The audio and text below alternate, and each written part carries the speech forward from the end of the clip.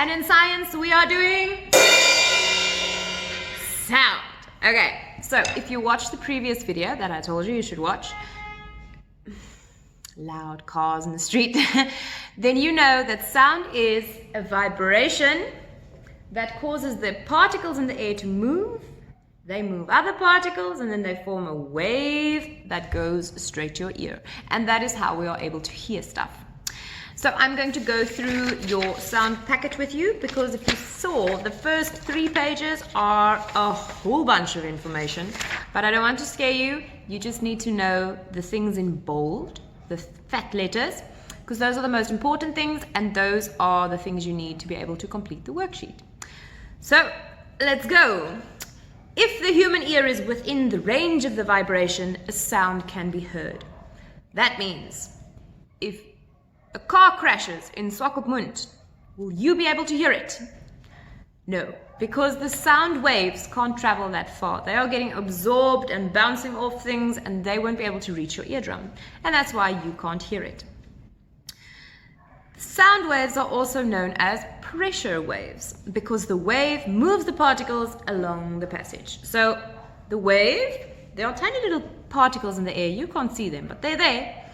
These sound waves press through those particles to be able to move to where they need to go. So that's why they are pressure waves. The ear is not the only detector people and animals have.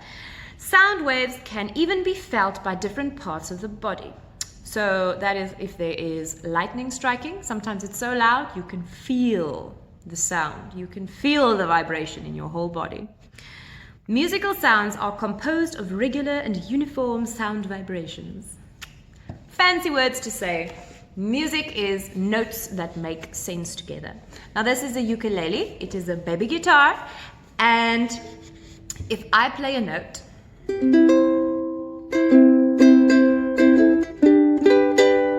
that is music. The notes go together. They make sense in our brain. But the opposite side of that is noise. Sounds that don't fit together. It doesn't make sense. Noises are formed by irregular and disordered sound vibrations. If you fear noise, there are people that are scared of noise, then you have acousticophobia. And if you fear music, then you have mellophobia, like melody, your fear, phobia of the melody, mellophobia. Anyway, interesting. Stringed instruments are played when fingers or a bar are pressed down on the string. Fancy words to say.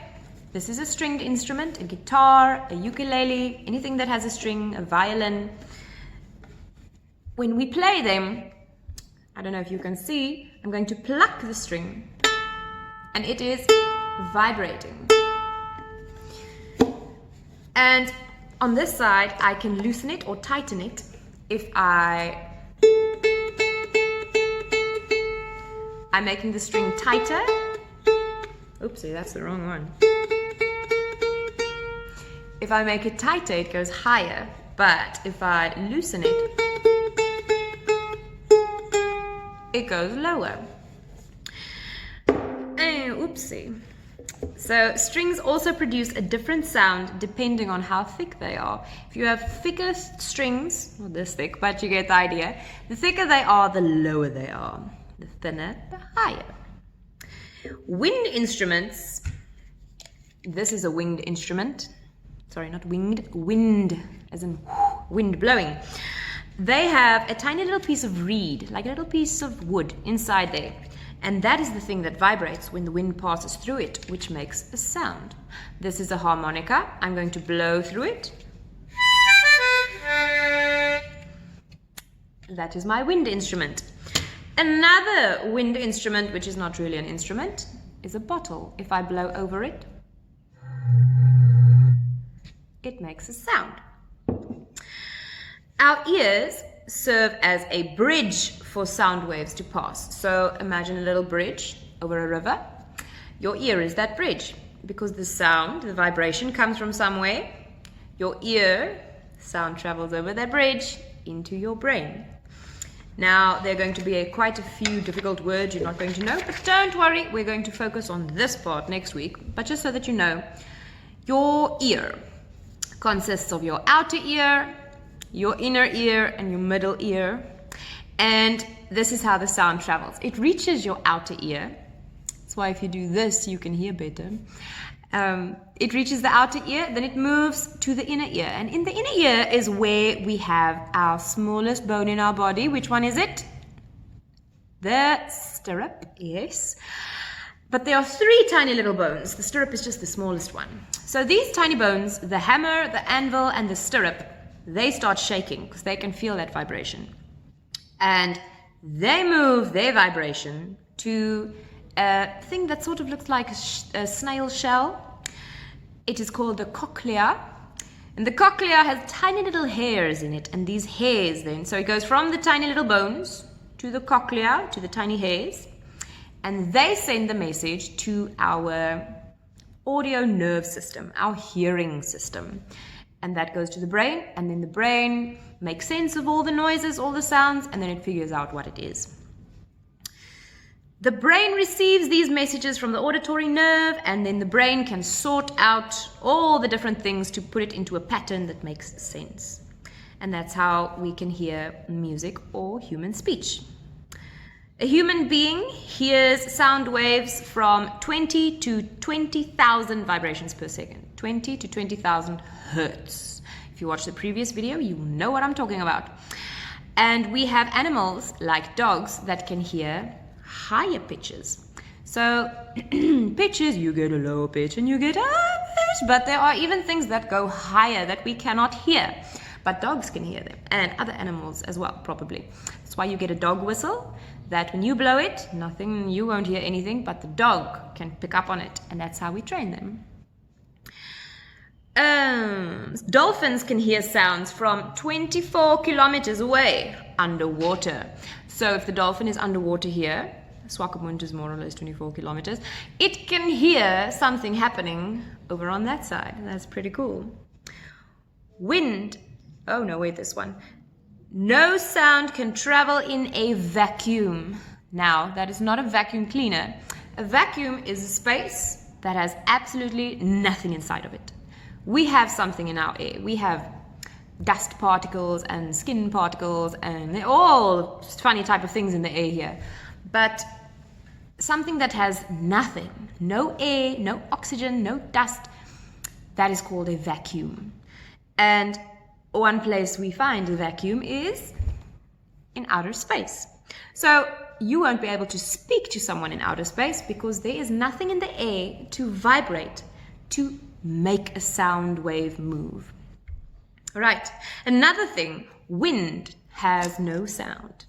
And I know you want to fight with me here, but when the wind blows in Walfish Bay like it loves to do, it is the tiny little dust particles in the air that are moving against each other, or the wind blowing through the leaves of the tree that make the sound.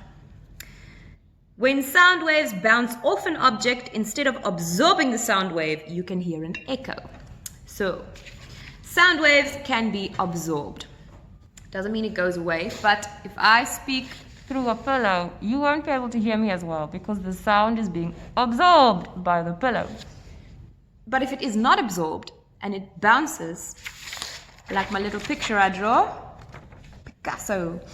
If you are standing at a mountain range and you are shouting towards the mountain, your sound wave moves towards it and it bounces back. And that is how you hear an echo. And some animals use this type of echo. Okay, I'll give it away. It's called echolocation. Dolphins use it, bats use it, probably other animals as well. But this is when they make a sound. Let's say I'm a dolphin. I am under the ocean. And this is a fish. Okay? I'm making my dolphin noise, tick, tick, tick, or whatever they do. The sound travels, it bounces off that fish, and then it comes back to me. And then I know that is where I need to go, because that's where my echolocation came from. Pretty cool. The loudest sound naturally on Earth, because there are obviously things that can be louder, like bombs or missiles and stuff like that, but those are all man-made things. The loudest natural sound on Earth is a volcano erupting. Let's hope we don't hear that one day. Human beings and animals use sound as a tool or a mean of communication. And that you know, we go back to communication. These are some pictures of sound waves, just so that you know. The closer they are together, the higher they are. But they are short, like that. So it's a soft high noise. And that one is a low high noise. Wait, low pitched soft sound. So it's soft, but it's low, because it is a pretty flat line. This one is taller, so that is a high and loud noise. I don't know why I'm talking like this. Low pitched loud sound, and this is a pleasant sound, like me playing the ukulele, and that is noise, like you guys like to make in class. All right, so you have an activity packet.